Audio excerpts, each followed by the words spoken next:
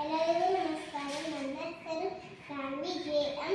ನಾನು ಬಾಲಭಾರತಿ ವಿವೇಕಾನಂದ ಹೈಸ್ಕೂಲಲ್ಲಿ UKG ಓದುತ್ತಿದ್ದೇನೆ. ಓ